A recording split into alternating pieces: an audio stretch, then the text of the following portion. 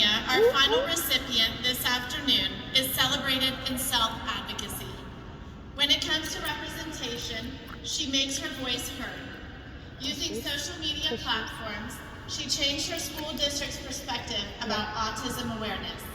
Her activism has brought her to speak with the Department of Special Education, and she also served as the student voice on the Special Education Advocacy Committee for the Williamsburg-James Schools City Public Schools. Don't stop her now. It's Cora Smith.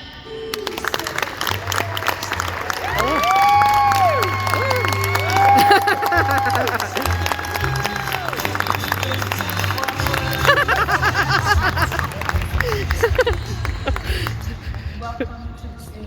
Thank you. Okay. And if you don't mind, we have quite a few people out here who are not familiar with you, so why don't you briefly introduce yourself to them? My name is Cora. I'm from Williamsburg, Virginia. I live right next to Columbia, Williamsburg. And my pronouns are she, her. I'm a junior at War Hill High School. And I work at Busch Gardens, Williamsburg. If any of you've ever been there, you know, represent. But yeah.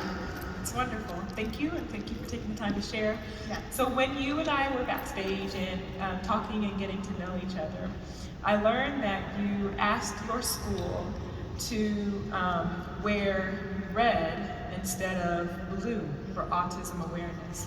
And I'm wondering if you can share with us a little about that and why you decided to do that. So, for March Disability Awareness Month, my school was doing a week at the end of March for like different disability days. So like one was, I believe, cerebral palsy, like wearing orange, and another one was like crazy socks with Down syndrome. And one of, I think it was Thursday, was wear blue for autism. And I was like, that's great.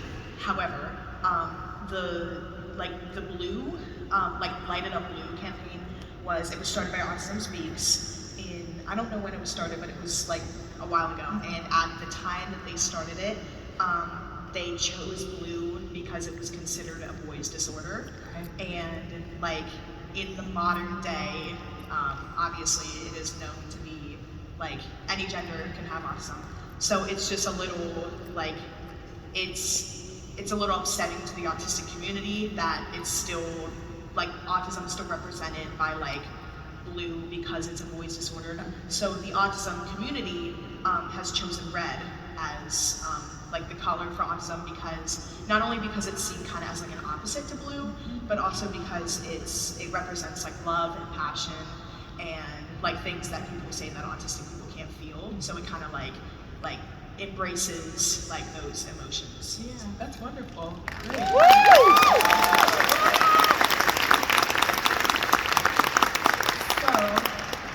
As a result of that, you were asked to serve on your Special Education Advocacy Committee. And so can you tell us a little bit about that and your importance of your student voice? So when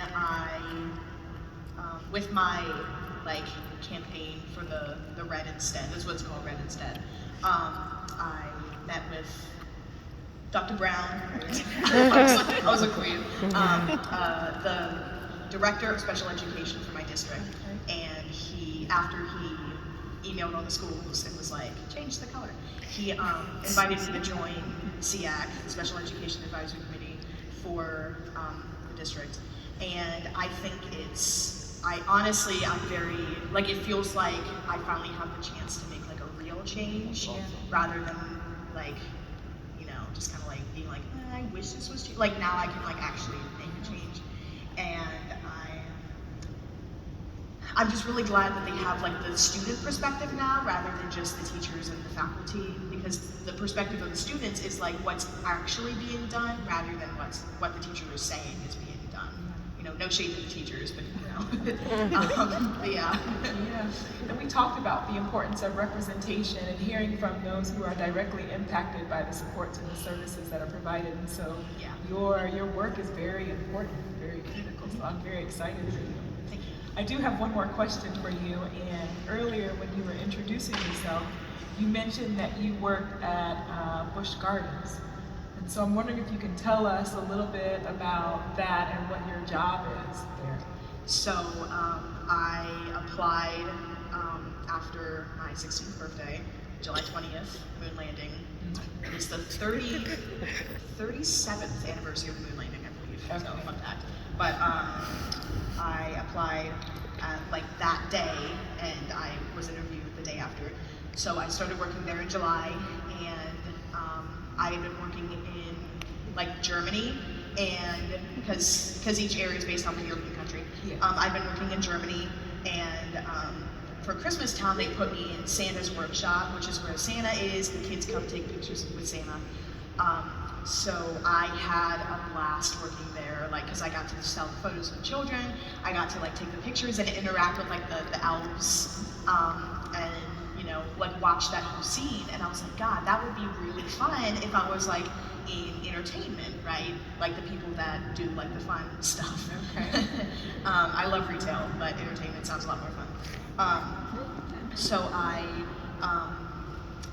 moved to, we have a Sesame Street area, because I guess we're sponsored by Sesame Street, but I moved there and I started doing photos there, and I was like, I was interacting with the people in like Sesame Street costumes. Yes. And I was like, so they were holding auditions for Sesame Street, and I really didn't want to go, but my bestie Westie mom was like, Cora, you gotta go. And I was like, okay. She kind of like dragged me there. She was like, you can do this.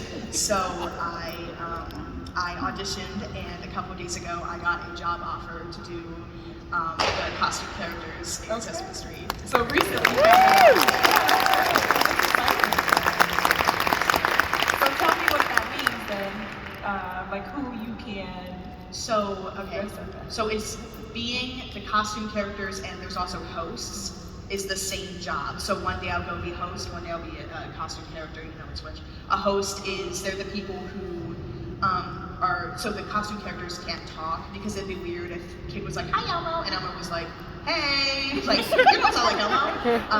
So the hosts are the people that kind of translate. So they'll be like, Elmo's really happy to see you. Or like, oh, Elmo, did you hear that? This is today's his kid's birthday. Yeah. So I'll be them, and I'll also be, so every inch of height is a different set of characters that you can go, which is, it's weird, but like, I don't know. So I can be Bert, the Count, and Cookie Monster. Okay. And during the Christmas event, I can be Frosty the Snowman, and we have our own character called Gingy, who's like a gingerbread man with like some weird like German outfit on, like overalls. I don't know. I look like Peter Pan hat. I don't know, but I can also be him. Okay. Okay. Well, that's exciting. Yeah. Well, I'm very excited for you, and I'm so happy that you're here and that everyone got to hear all of the wonderful things that you are doing. And Cora, it's my pleasure to honor you with the 2023 Yes I Can Award in Self-Advocacy.